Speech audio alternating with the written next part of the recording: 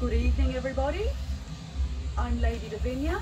Welcome to Absolution NYC and now Absolution UK, the London division.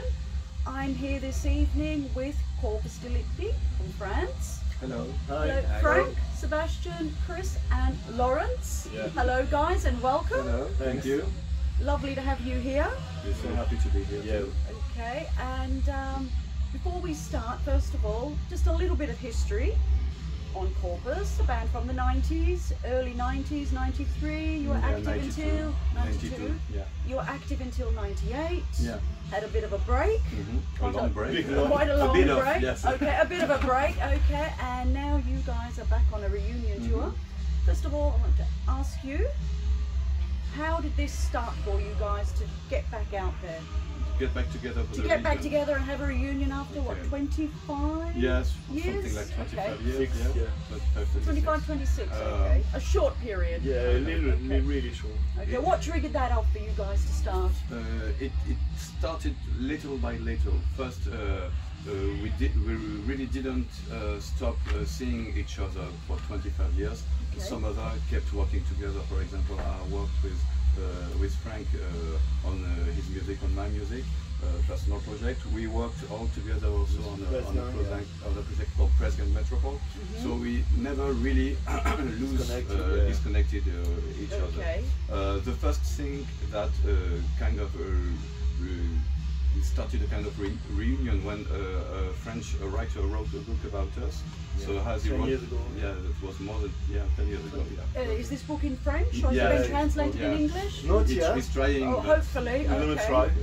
And that is the first thing that that made us took contact together again. It was really interesting because when we split, you know, band things, and it was really interesting because everyone had to talk about himself, about the feeling of the band, and it was really interesting because you could know what everyone was thinking at the time. So also just to explain all the situation. So it was the first step. Okay, one question now. This writer that wrote the book about you obviously must have been a big fan. Yeah. The first thing when he called me, he told me, "Oh, I was looking for years for a book about Corpus Delicti, and as I didn't find one, I decided to write it." Okay. So that sounds. And the first time he seen us interesting, was in Cannes for the first gig in May. It was nearly crying for a couple of songs. Okay, that sounds very touching. Well, we hope it's released in English at some point. My French isn't that good. We try. And after that, when we've been contacted by Cleopatra to sign a contract to release our records, because our records were really difficult to find, and so Cleopatra took contact with us 3 years ago and asked us if we were okay to sign this contract with us. So we talked to each other because they took contact with me. So I spoke with all the band members, Frank, Chris, and Roma, and everybody was okay to have this contract with the label. And when I started to open an Instagram for the band, and Roma had lots of photos about the band, so I went to see her a few times and asked her if she could give me some photos for the Insta. And Roma had stopped to play for 25 years. She never touched drums for 25 years. And she told me, I'm wondering if I'm still able to play drums. And I told her, you know, we have many propositions for gigs since many years from, for example, the Facebook page. And I told her, each time the promoters are asking, I said, no, because the band does not exist anymore, there's no band. But if you wish, maybe we could try it. And she told me, yeah, why not? Take contact with the other, and we can see if. She told me we can see if I can still play. So we met all of us, and that's how we really started to. And this was before the pandemic? Yes, this was just one year before the pandemic. You were quite unlucky then, weren't you? We thought we were really unlucky, but because we it was in December. It was and maybe in December. And when we spoke about the reunion, it was in February 2020. And when everything started getting down. 2 weeks after that, we were all locked up. Yeah. So that's why. So the big point at the beginning was this conversation with Roma, and the fact that we finally all saw each other. And after that, during the pandemic, when we could, we continued playing, rehearsing, and little by little, Roma felt that she had arthritis. How do you say arthritis. Yeah, really bad. Really bad. So that was more and more difficult for her to play. At that moment, we started we had been contacted by promoters to organize shows. We already had some gigs, some contract and some gigs. And finally, Roma told us, okay, I can't play anymore. It's not possible for me to play anymore. So we thought, okay, what are we going to do? Do we stop? Do we try to continue? And we told to ourselves, we have to find a drummer that can play like her. That can play like her. She's got a really feminine way to play, but I mean, a really good way. We tried both things. We needed someone. Yeah, we remember some of the early video clips like Twilight, which was playing that tribal.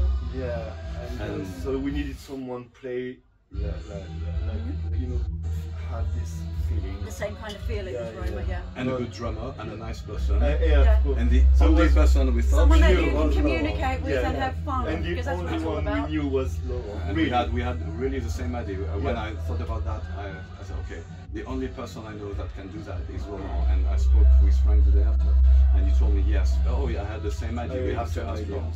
And that's good. So I suppose that started it all off. Yeah, and the good thing is that for a few months, Laurent and Roma we rehearsed together. So she was able to show him some trips about her playing, and so that was really useful for all the band, and I imagine especially for Laurent to have, because he worked on videos, but it was really great for him to have her in the room. And that's good. Well, it is a shame that that Roma couldn't make it, but I'm sure as a unit, you seem, because I have seen some of your footage of previous gigs, and I saw that your first gig in May was sold out. This one is sold out. You have lots more coming up, like you're going to Madrid, Athens, you're going to Mexico. And from what I gather, there's probably going to be more dates announced. Yeah. Okay, so you guys will continue? We have. There are some dates we haven't announced yet, but there will be others. Okay, I'll just ask a little question on dates. Are there any particular festivals, maybe? Maybe. Some of the big goth festivals? Yeah. But you don't have to say anything, we can just guess. We hope. We hope, okay. One is signed already, the Belgium one.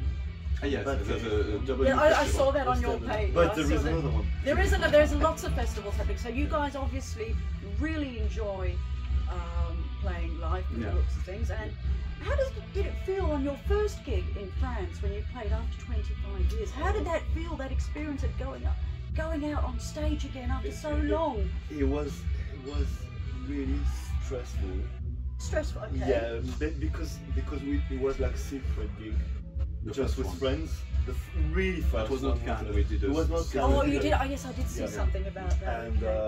And it was a bit stressful because the songs they're 30 years old, and just with friends or family or things. So I thought, okay, it's going to be a nightmare because they're going to tell us, oh, don't do this, don't do that, blah blah blah. But at the end, it was really good. I think it was really good. It was really enjoyable, and it kind of broke the ice, I suppose. Yeah. And I think personally, I prefer to play songs now than 30 years ago.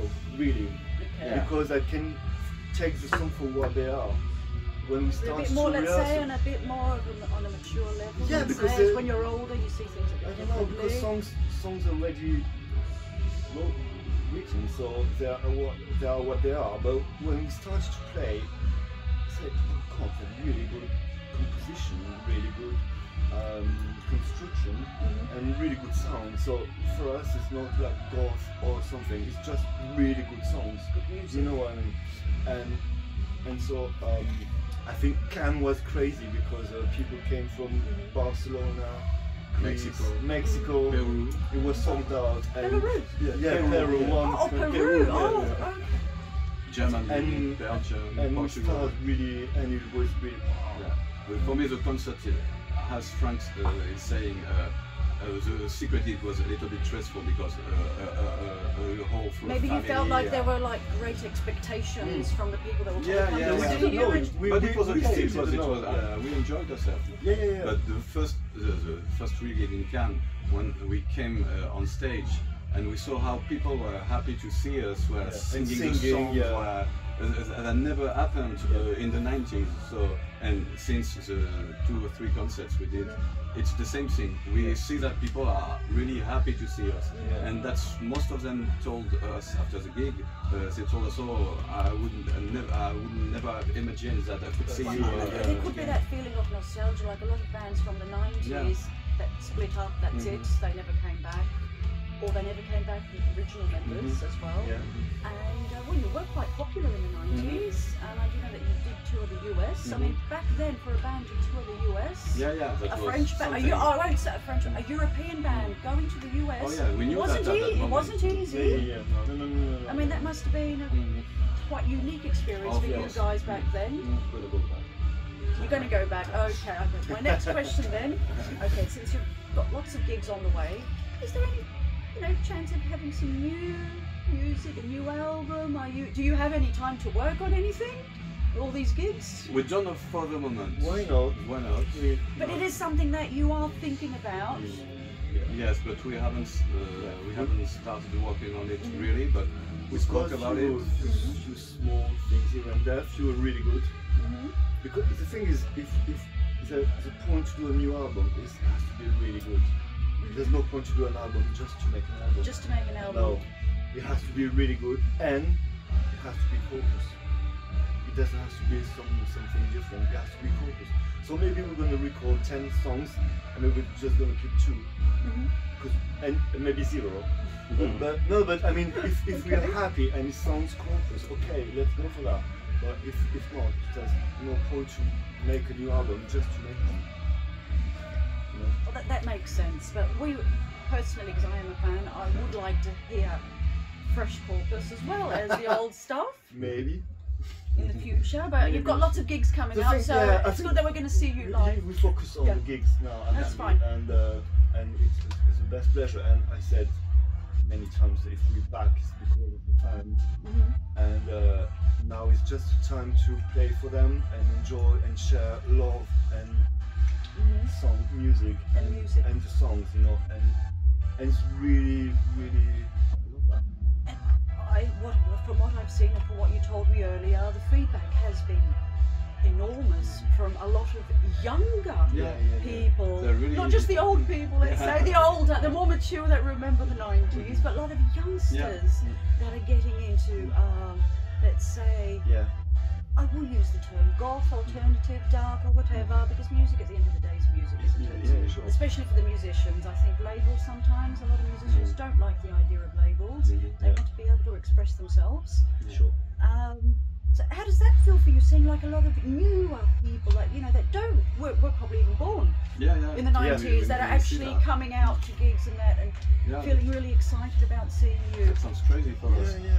We saw, for example, when the statistics from the people listening on Spotify, and most of them are between 17 and 34, I think. So some of them weren't born when we were existing. So this is and just a few months before we reformed, of course no one knew. It was not on the. It was a bit of a shock actually when we heard that. And was in February. And I was in England after a show with my band, and the drummer from the Cranes, ex-Cranes drummer, and we went in a club, and the girl came to me and she asked me, "Are you the Corpus Delicti guitarist?" I said, "Yes." And she was like 13 years old. I said, "Oh, I'm sorry, I couldn't see you. I'm so so." And I said, I didn't know what to tell her. And when we decided to reform, I think one of the first things I thought about her. I said she would be really happy. But I mean, it's maybe she's the process. Maybe she's there tonight. Maybe. Because that was in London. Okay, well, my next question is then, obviously since you guys started out in the 90s and 30 years have gone past, let's say, for this style of music, this genre of music, how do you see the scene then now compared to back then? it's difficult for me to have a point of view because I really don't listen to many new bands. A little bit more now because there are There's names. quite a few. There's quite a few out there at the moment. Because we're back also into this. Because we're back, so we are. There's an interest to listen to other bands also. And I for think example, in Italy, there's a really There is a very cool big. band, There's really lots cool of band, bands yeah. from Italy. It's like it's goth revival in Italy at the moment. Well, not at the moment. It's been happening for years. Yeah, but they're good bands. Yeah. It's just because the thing is just many bands, but copies of copies, and sometimes absolutely not interesting at all. I would say that maybe now, for the few bands I had listened to, there are more interesting bands maybe now, because when we were in the 90s, even for us, we were a little special in the 90s, because in the 90s, many bands were copying Sisters of Mercy or Christian Death. most Sisters. There was that sister sound with really low voice. And, It was a bit trendy in the goth scene then. And we were different ourselves at that moment, and maybe that's why we are still there 25 years after. And for the bands I had listened to now, I don't have that feeling. I feel them maybe more original, more personal from what I heard. Yeah. So. Okay, so back to the London show. This is an exclusive show in London. You guys are obviously, I think you're playing in Paris afterwards. Okay, this one is sold out. Is this one? This one is sold out. Is this the first time that you're playing in the UK? No, we played in the UK in the 90s. You played in the 90s? Yeah, we played at the Marquee in London, we played at the Camden Underworld, and we played in Birmingham, Edinburgh also. Yeah. So you did a kind of mini tour? Yeah, Whitby also, Nottingham. Okay. But this is then your second time in the UK? No, third then? Third, yeah. Probably your third time. third time. Okay. Well, another question I will ask about London. I don't know how long you will be staying, but will you have any time to do any sightseeing? I come to London at least 2 or 3 times a year. Okay, So, you do. Okay, so you do your sightseeing then? Yeah, London is like maybe my town of heart, Okay. I can say.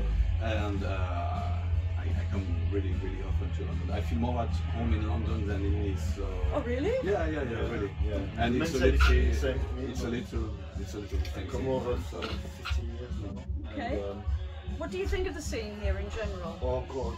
It's not The London prison. scene. What do you think of the London alternative scene? I don't know. I mean, there's a lot of things. There's a lot. More than in France? Yeah, France, the culture is fucked. About that because of politics and things. They've shut down everything. Oh, really? Yes. Maybe for me the best. I have to beep that, I think. Beep! For me the best. I don't know about YouTube, about if you can leave that stuff on. Sorry. So in France we have the right to say fuck. I don't know about it, but don't worry, we'll sort it out, don't worry. For me, the best band from the last year is coming from London. It's a band I love called HMLTD. You know this band now? I love them. I came especially to London to see them, but just before the pandemic. It was before we joined the country. And this is a London-based band, and for me, this is the greatest band coming up from the last 10 years. So I'm really attached to the city. I love the So you like the punk scene, yeah. culture here in Yeah. London Yeah, and the yeah. scene. You It's- think it's very happening yeah, and there's yeah. quite a lot going on. I love Slaves. Yeah, I really love them. Another band called Niagara Boys. Another punk band? Yeah, but they're half Swedish, half Californian, but they live in London, I don't know, somewhere. Really good.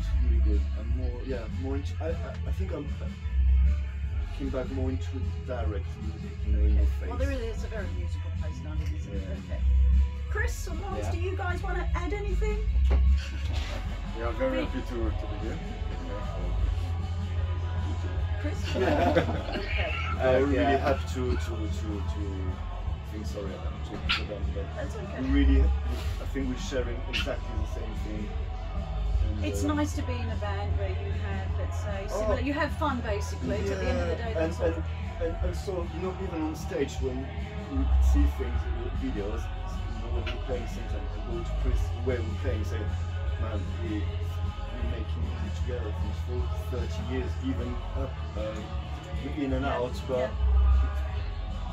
we've made to be together. Now that you mentioned that, my last question. Okay, you said that you have something in the pipeline. You're not sure exactly what's going to happen, but in general, Corpus Delicti songs. Who is the main songwriter? Do you write them all together? The ones that you wrote in the 90s. Really depends. So, most of the time, I mean, how does an art? What does an Chris came with a bass line. Chris came Yeah. with a bass line, most of the time. and Yeah, we work together. And but you know, in many bands, bass and drum work together, Percussion.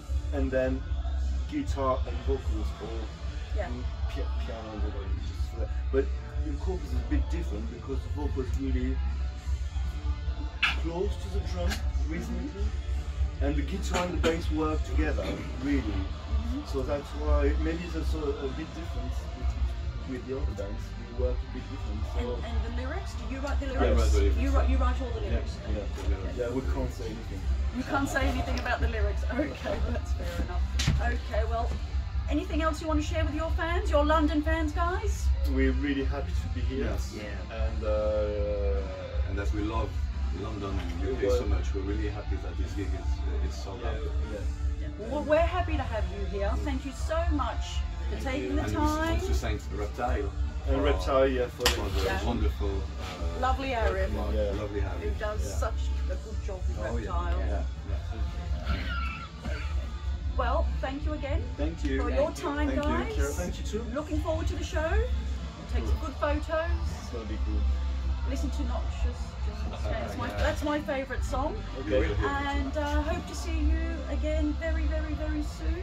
Same. At a festival, maybe. Same. I have an idea in my head which one it could be. Yeah, exactly. We go to that festival every year. We go to that festival every single year. Okay, This is maybe what some, that- maybe we Okay. can see you there. Good night from London, everybody, and we will see you soon.